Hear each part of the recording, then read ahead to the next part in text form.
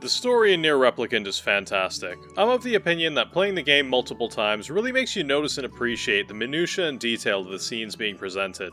Nothing is really wasted, and everything has a point that it's trying to get across. The thing about the NieR story, though, is that it's kind of incomplete. But not incomplete in the way some other games that have obvious signs of cut corners and missing plot elements are. The OG NieR released in 2010, and pretty much ever since, side content has been gradually released, fleshing out more and more of the story surrounding the game. Have a question that wasn't answered during the game itself? Chances are you can probably find what you're looking for in the side content. Thing is, there's a lot. Like, a lot. So it can be a bit intimidating finding out where to start and how to put it all together. That's not even mentioning some of the Dark Souls level obscure hidden collectibles in the game that give almost essential world-building details you can easily miss. I'm looking at you, Project Gestalt reports in NieR Automata. That's not even to mention the whole series that technically came before it. So that all being said, I'm gonna be making a few videos in this series, plugging the gaps around NieR Replicant, what happens between that game and Automata, and etc.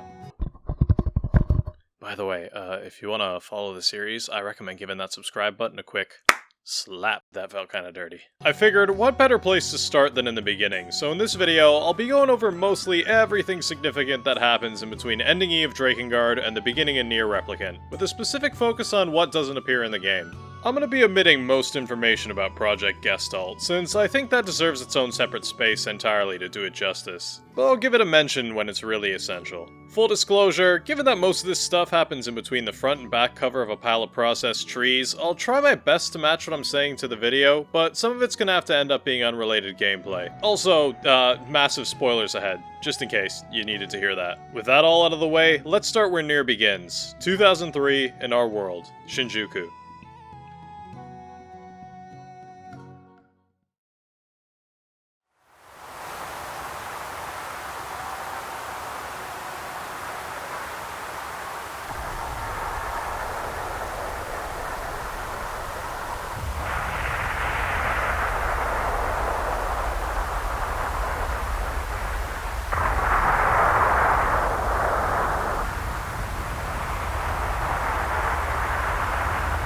Is this the land of the gods?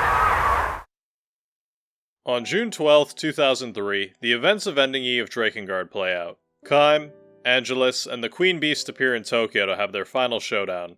Kaim and Angelus come out on top, but are shortly after shot down by a JSDF fighter plane. In the aftermath, the Queen Beast dissolves into a white substance, said to be without mass or weight. This substance would turn out to be Maso, a magical element from the dimension Drakengard takes place in. This whole event would later be known as the 612 incident, and it mostly came and went without too many issues. There were about 50 casualties, a below average amount for a final boss fight and carpet bombing taking place in the middle of an urban center, but the problem seemed to have sorted itself out. That is, until December of that year, when a few incidents of a certain disease began popping up around Shinjuku. When an individual is infected with white chlorination syndrome, from now on WCS, cause I ain't saying that every time, they're presented with a choice. Make a pact with God, lose their humanity, and become a member of the Legion, or turn into a pile of salt. Bit of a raw deal. Initially, it would appear that most people chose option 2, since individuals with the disease were observed turning into salt 100% of the time in these early stages. Despite fatality basically being guaranteed, not much attention was paid to this issue, since case rates were incredibly low until February 2004, when the pace started ramping up exponentially. In April of 2004, the first cases of people making a pact with a god from the Drakengard universe were observed, as some patients began to go berserk while undergoing treatment. Over the following months, martial law was declared in Shinjuku, and plans were made to seal off the city, a plan that was executed in October of that year. This is sounding pretty zombie apocalypse fiction-ish, but hey, it worked. Over the next 3 years or so, the numbers of WCS were going down, the JSDF were tackling the issues of berserk patients within the walls, and the scientists were working on discovering more about the disease. Things were looking up. In October of 2007, a strange black dot appeared in aerial photos of Shinjuku, but the general consensus was that it wasn't worth paying attention to that, so it was ignored by military and researchers. Note, they probably should have paid attention to that. The walls that surrounded Shinjuku came crashing down in early 2008, with a similar sound to what was heard during Kaim's fight with the Queen Beast. After such a long exposure time, the people infected with WCS who had previously chosen to make a pact with a god had turned into white monsters. led by a mysterious figure called Red Eye. The Legion were basically mindless, with Red Eye being an intelligent being directing their movements. A war immediately broke out between the JSDF and the Legion, facilitating the spread of WCS across the main island of Japan, Honshu. With this increase in cases comes an increase in the Legion, and their numbers grew stronger by the day, forcing Japan's military and people to retreat to the island of Kyushu to the south. It's at this point I gotta chime in and say Honshu and Kyushu are separated by like half a kilometer of water and are connected by multiple bridges and roads, so I don't know how this small geographical feature kept the Legion and WCS at bay, but whatever. The battle is going, how do I put this scientifically? Extremely fucking poorly. So Japan makes an alliance with the US to try and turn the tides. Even still, nothing seems to be working, and the Legion endlessly replenishes their numbers whenever they make any headway. So they decide to go with the good old nuclear option. An idea supported overseas, but with obviously mixed reception in Japan. It goes through, and in August of 2009, large portions of Japan are bombed with nuclear weapons. Despite the loss of property and life, it actually works. By November, all traces of the Legion seem to have been dealt with. The price was high. Too high, maybe. But the war with the Legion had been won. No. Starting in February, WCS cases started popping up in countries around the globe, which caused it to accelerate at an unheard of level. Despite Japan's struggle with the Legion and WCS in the half-decade prior to this, it was only this event that made the international community realize, maybe this might be our problem. Research into the body of Angelus, Maso, WCS, and its origins began on a global scale, way too little, way too late, but they managed to get a decent grasp on it by June. It turns out, WCS is spread through the air by coughing and saliva, and hang on, I gotta grip my chest for a sec, because this paragraph is hitting way too close to home. Okay. So, since Maso originates from another dimension, it can't be destroyed. Turns out, on a scale from 1 to 10, dropping bombs on Honshu was a conservative 13 to 14 as far as bad ideas go, since it propelled Maso around the world. That's not to say it's all bad though, scientists figured out how to use, air quotes, magic by harnessing Maso's energy, so, I mean, at least we have that. In October of 2011, the lab that was studying Angelus's body was broken into, and someone stole the dragon. Thing is, no one knows who did it. I wonder if that'll be important. The situation would continue to grow worse and worse for the next 4 or so years, until February 2016, when a compound that sounds like it's named after a B-tier UK energy drink, luciferase, is discovered to significantly slow down the effects of WCS. As ridiculous as the name sounds, this stuff actually exists. It's an enzyme that produces bioluminescence. Jury's still up on its real-world effectiveness against WCS, though. Using luciferase, a combat group called the First Crusade is created to fight the Legion. And hey, it worked, until it didn't, and the entire unit was wiped out. This was the trump card, and it ended up as a failure. Options were running pretty slim. See, but thing is, turns out children get a much larger benefit from luciferase, and they would be better suited to fight the Legion. But recruiting children as soldiers and having them fight while hopped up in massive amounts of an experimental performance enhancer? That sounds morally wrong. Although...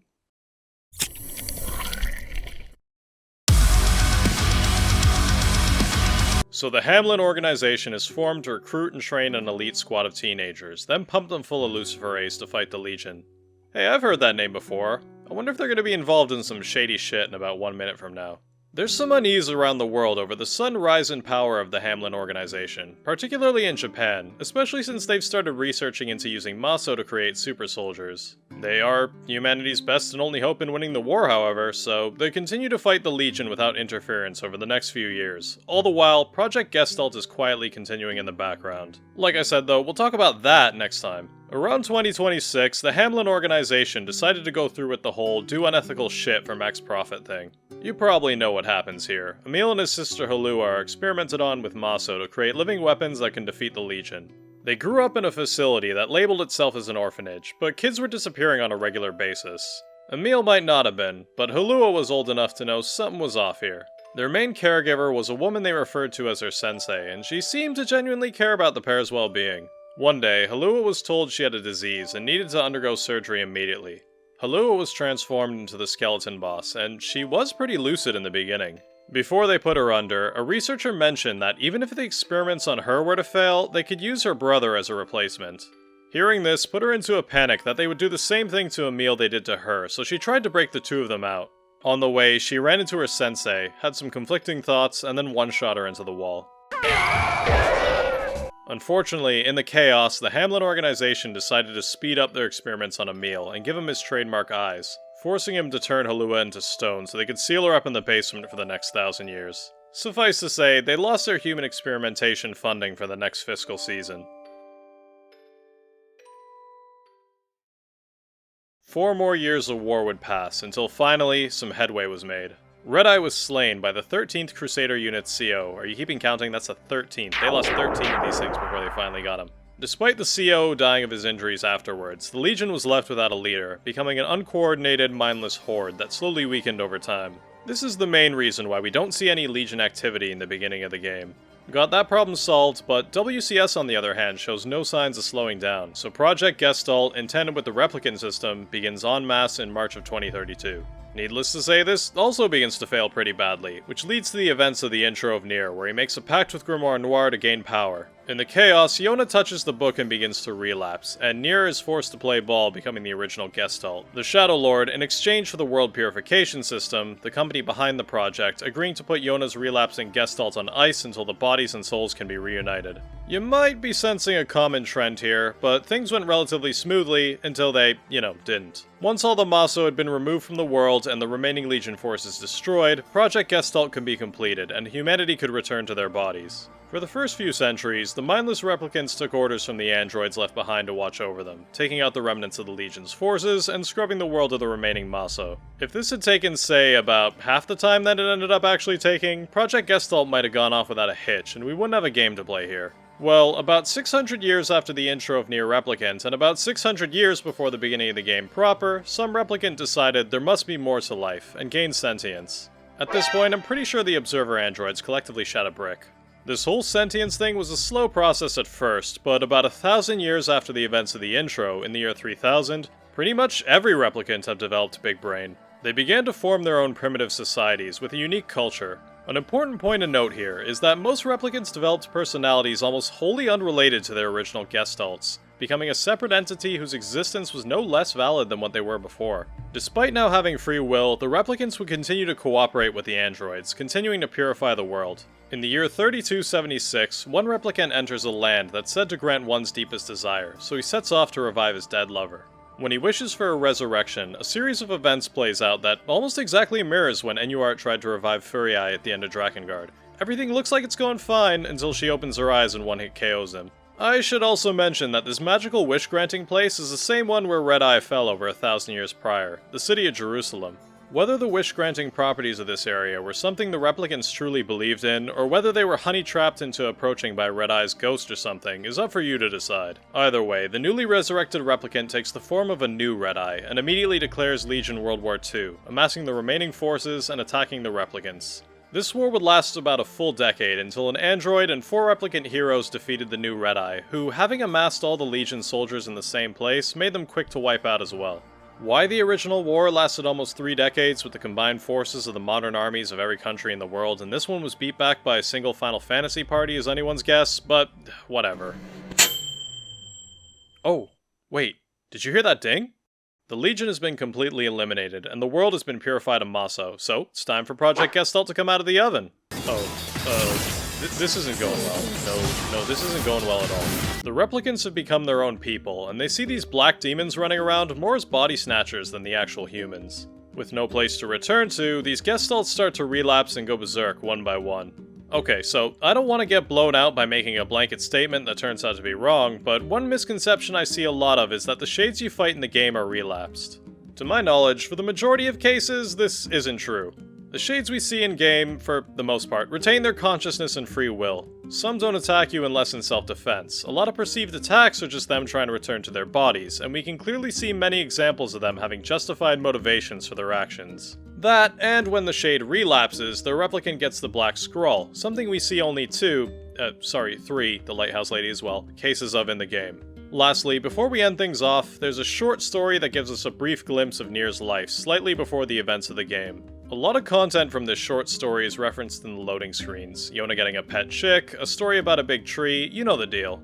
It's around this time Yona gets diagnosed with the Black Scroll. While the disease is ultimately untreatable, NieR was pretty desperate for money to buy medicine to at least ease Yona's pain. But there's one problem. It might not look like it in-game, but NieR's village is kinda poor. Most people didn't have any work to give him, no matter how much they wanted to, and at best, they could offer him some pity job for some meager pay. This is reflected in-game. A lot of the side quests in Part 1 from the village have NieR doing some menial fetch quests, something most people could do themselves, but they let NieR do it to throw him a bone. NieR goes to some seriously desperate lengths to earn some money, which actually ends up being the reason why he ties his hair up for the first half of the game. Popola and Devla give NieR slightly more dangerous jobs like hunting shades, despite the risk to prevent him from having to do stuff like that again.